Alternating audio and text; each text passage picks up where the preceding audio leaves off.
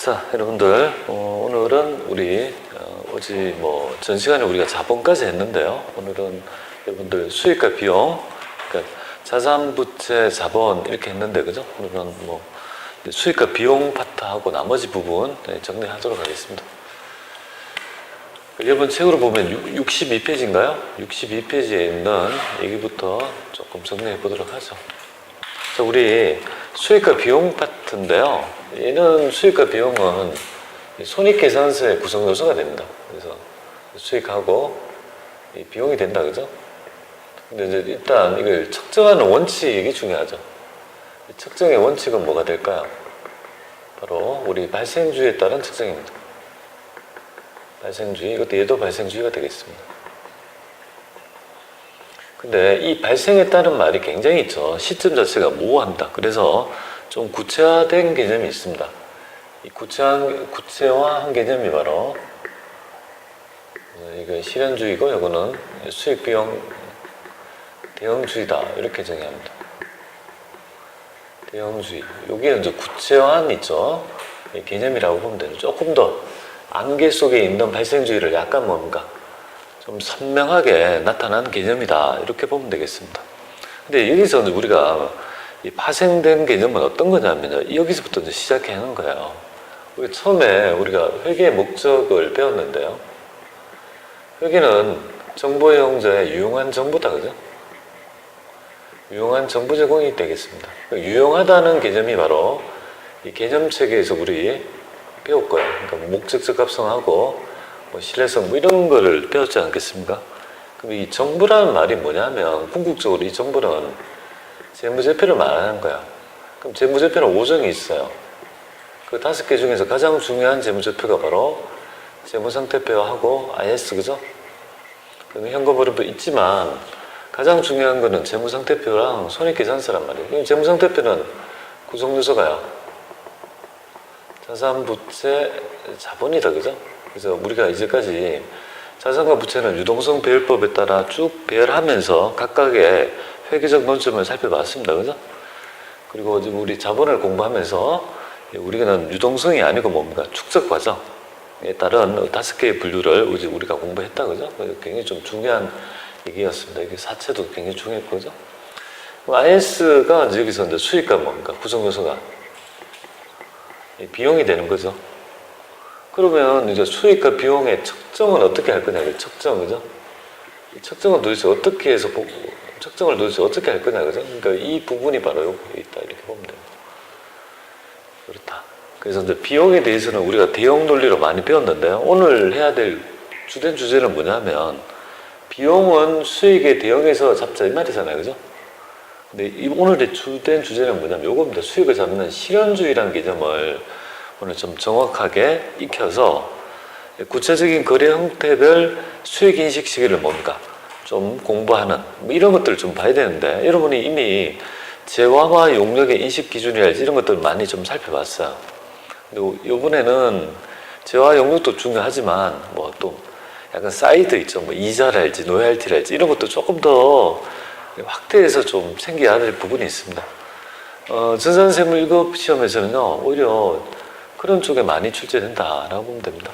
실현주의가 뭔지 보죠. 이 실현주의는 크게 또 세분화시킵니다. 그래서 실현요건이라는 개념하고 가동요건이라는 그죠? 개념이 있습니다. 자, 그래 이거는 측정요건이라고도 하죠, 그죠? 측정요건이라 하고 발생요건이라고 하는 이 개념입니다.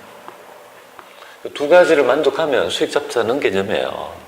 실현주의라는 말은 뭐냐면 측정의 신뢰성이 만족해야 된다는 말이에요. 그러니까 여기서 보면 수익이 실현되었거나 혹은 여기서 이게 이제 중요한 개념이에요.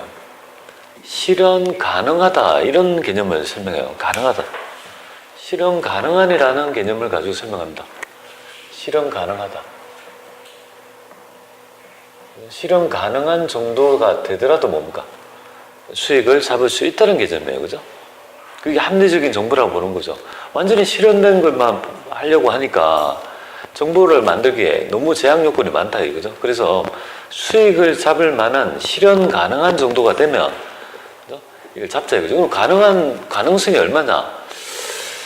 뭐 퍼센트가 있지만 이런 것들은 좀 애매모호한 개념이죠. 그래서 실현 가능한 정도는 85% 이상? 5% 이상이면 실현 가능한 건데 이걸 누가 어떻게 측정할지는 모르겠습니다만은 하여튼 여러분들은 실현된 거는 당연히 수익 잡는 거고 실현 아직 안 됐더라도 가능한 정도라면 그죠? 이거 잡을 수 있다는 개념을 좀 보시면 될 것 같아요. 그 다음에 이거는 발생 요건인데요. 수익 잡을 만한 여기서 결정적 사건이죠.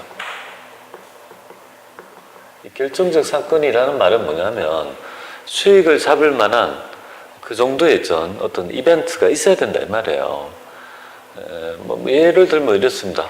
오늘 제가 여러분한테 2년간 강의를 하고 한 달에 그러니까 2년 동안에 10만 원씩 받기로 했다가 가잖아요. 그러면 오늘 첫날 잡아야 될 건지 마지막에 잡아야 될 건지 이걸 어떻게 할 거냐 이거죠. 그러니까 수익 잡을 만한 어떤 결정적인 사건 일이 있었냐 이거죠. 즉 그만큼의 어떤 수익 잡을 만한 여러 가지 재화의 공급이나 용역의 제공이 있었냐 이거죠. 그런 걸 의미합니다. 그래서 이거는 다른 말로 또 미래 경제적 교육의 유입이라고 정의합니다. 경제적 교육이 경제적 교육은 현금 창출 능력이잖아요. 이게 유입이 있냐? 그 다음에 측정의 신뢰성이 담보되는지 있죠. 측정의 신뢰성. 그래서 여기 실현주의를 구체적으로 말하면 경제적 교육이 현금 창출 능력이잖아요. 쉽게 얘기하면 현금의 유입 가능성이 뭡니까? 경제적 교육 유입 가능성이 살짝 높으면 안 되고 여기서 키워드가 나타나면 유입 가능성이 뭡니까? 매우 높아야 돼요. 살짝 높으면 안 돼요. 매우 높아야 돼요. 경제적 유입가 매우 높아야 돼요. 매우 높아야 합니다. 매우 높아야 한다. 이게 이제 매우란 말이 들어가야 됩니다. 그리고 그 수익 잡을 만한 있죠. 그 금액의 측정의 신뢰성이 담보돼야 된다. 이런 것들이 그죠? 여러분들이 익혀야 될 개념이 되겠습니다. 이런 개념이 만족하면 수익 잡는다 이거죠. 그리고 이제 수익을 잡을 만한 시점을 찾게 됩니다. 그 수익을 시점을 찾게 되는 것은 우리 활동에 있죠. 우리가 기인해서 찾게 됩니다. 경영활동 어떻게 될까요? 제조기업을 한번 말씀드려 볼게요. 제조기업은 처음에 원재료를 투입합니다. 투입하죠? 그럼 이렇게 쭉 보면 이제 생산을 진행할 거다, 그죠? 생산을 진행할 거다. 그러면 여기에서 어떤 생산이 완료된 시점이 있을 겁니다. 완료. 그다음 판매하겠다, 그죠? 판매하고 이 판매된 돈을 뭡니까? 회수할 거 아니겠습니까? 그럼 이 회수된 돈은요, 다시 뭡니까? 원재료를 투입하는 이런 사이클을 가지게 된다는 거죠. 이 사이클 내에서 이런 수익을 잡을 수 있는 어떤 특정한 시점을 찾게 됩니다. 그래서 과연 이 투입 시점을 잡을 건지, 생산을 진행한 시점에 잡을 건지, 완료 시점에 잡을 건지, 판매 시점에 잡을 건지, 회수 시점에 잡을 건지 곰곰이 생각하게 됩니다. 과연 어떤 시점에 수익을 잡으면 합리적일까? 고심하게 되죠. 그때 이제 그런데 그걸 적용함에 있어가지고 이걸 지금 우리가 수익을 잡을 수 있는 이 매개 자체가 측정 매개가 이렇게 크게 4개로 나눈 거예요. 재화, 우리가 보통 수익 창출을 재화를 공급하고 용역을 공급하지 않습니까? 그 다음에 우리가 이제 이자랄지, 이자 수익이랄지, 노열티랄지 이런 수익도 있을 거고, 그 다음에 여기서 없는 기타 수익도 있을 거란 말이죠. 그래서 이렇게 크게 4가지를 큰 대분류로 해서 우리 수익 인식 시기를 규정하고 있습니다. 이렇게 우리 기업의 기준에 있죠. 수익 인식 시기에 대한 얘기가 이렇게 전개되고 있습니다. 그래서 그러면 한번 살펴볼까요? 여기 이제 얘기 좀 하고 구체적인 수익 인식 시기에 대한 얘기를 조금 드려보도록 하겠습니다.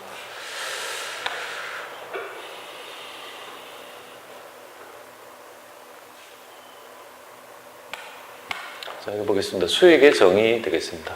자, 수익이라는 것은 쉽게 얘기해서 우리가 장사해서 돈 번 거, 그걸 얘기합니다. 근데 그걸 멋지게 얘기하면 기업의 경영활동 얘기잖아요. 경영활동에서 기업의 경영활동, 장사에서 뭡니까?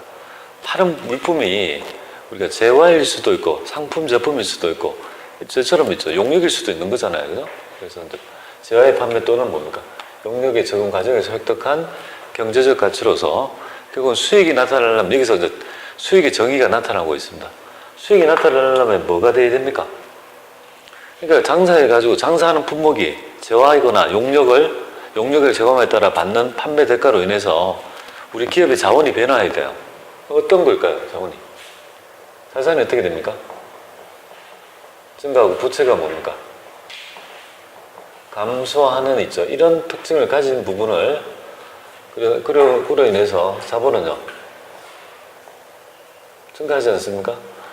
이런 것들을 바로 수익이라 정의한다. 이렇게 되어 있습니다. 이 수익의 정의가 여기 있잖아요. 이런 그죠? 획득된 돈 벌었다는 이 말이 우리 기업의 자산을 증가시키고 또 돈 벌어가지고 부채를 갚으면요 부채가 감소되고 그로 인해서 자본은 증가하는 성격을 지닌 것을 바로 수익이라고 정의합니다. 여기 이제 지금 수익의 기본적인 정의가 여기서 나타납니다. 그래서 항상 자산 증가, 수익 증가, 비용 증가, 부채 증가 이렇게 많이 하는 이유가 바로 수익의 본질이기 때문에 그래요. 우리 그 측정할 때 보면 현대에게는 수익이 먼저일까요? 자산이 먼저일까요? 자산 부채가 먼저입니다. 자산 부채의 결정에 따라오는 흔적을 수익과 비용으로 측정하는 그런 어떤 사고관을 가진다 이렇게 보면 되겠습니다. 자, 그 다음에 여기 보니까 이렇게 돼 있어. 수익은 뭐 경영활동의 결과로서 나타나는데 이 식으로 매출액, 이자 수익, 배당금 수익, 임대 수익 등 다양하게 될 수 있다. 뭐 이런 얘기를 하고 있습니다. 자, 수익의 측정해 볼게요. 수익은 재화의 판매, 용역 제공에 따른 받을 대가에서 측정한 뭐 금액에서 우리가 매출 애누리와 환입, 매출 할인은 뭡니까? 차감한 형태로 한다. 이렇게 되어 있습니다. 뭐 좀 그래. 자, 여기 이제 이렇게 되어 있습니다. 판매 대가가 장기간에 걸쳐 유입되는 경우, 요거 한번 얘기할게요. 요 얘기 조금 한번 해보겠습니다. 판매 대가가 장기간에 걸쳐 유입된다. 이 말이 뭐냐면, 우리가 이제 장기 할부 거래 같은 걸 의미합니다. 그러니까 장기다, 그죠? 그럼 거기에 이자 요소가 있는 거 아니에요, 그죠? 그래서 요거 한번 볼게요. 요 얘기.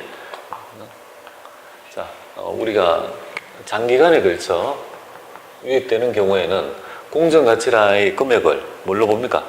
명목금액을, 내가 받아야 될 명목금액을 할인율로, 이 할인율은 뭡니까? 어제 배웠잖아요. 시장 이자율에 따라 할인한 금액을 할인하여 현재가치로 측정한다. 이렇게 돼 있죠. 어제 현재가치 배우셨잖아요. 그죠? 그 현재가치의 개념이야. 측정하며 공정가치와 명목가의 차액은 그 현금 회수 기간에 이자 수익으로 계산한다. 이 말이 어떤 의미인지 한번 살펴보겠습니다. 이거 한번 보세요. 여기서 조금 말씀드려볼게요. 간단한 예를 들어서 이 말의 의미를 어떤 건지 보겠습니다. 우리는 지금 현재 그죠? 상품을 판매합니다. 100만 원 판매했다고 가정할게요. 근데 이 돈은 3년 주에 그죠? 대금을 회수하기로 했습니다. 3년 뒤에. 그러니까 물건 팔고 돈은 언제 받는다는 거야? 3년 뒤에 돈을 받기로 한 거야. 그런데 이거는 이자율은 지금 12% 가정하고 여기에 현가계수는요. 3년 현가계수는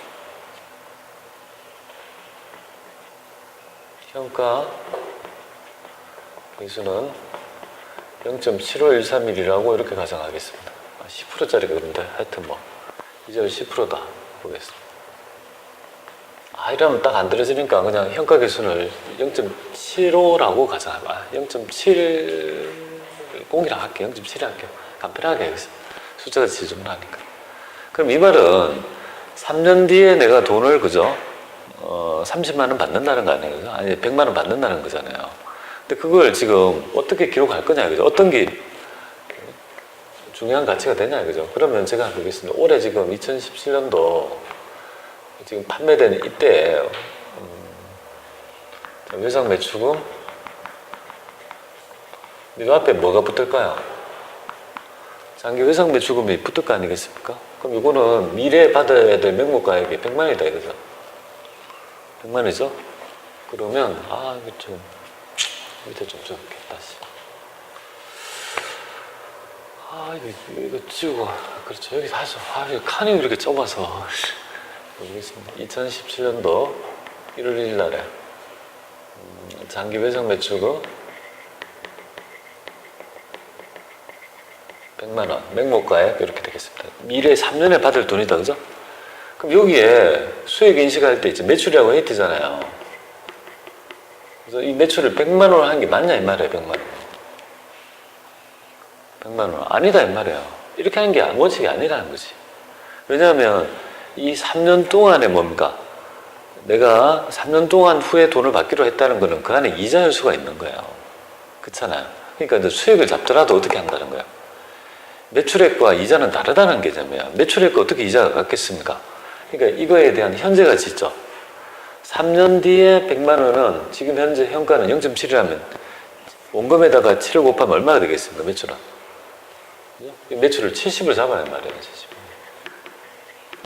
자꾸 여기에 있죠. 미래의 수익이 될 그것도 뭡니까? 3년 동안에 뭡니까?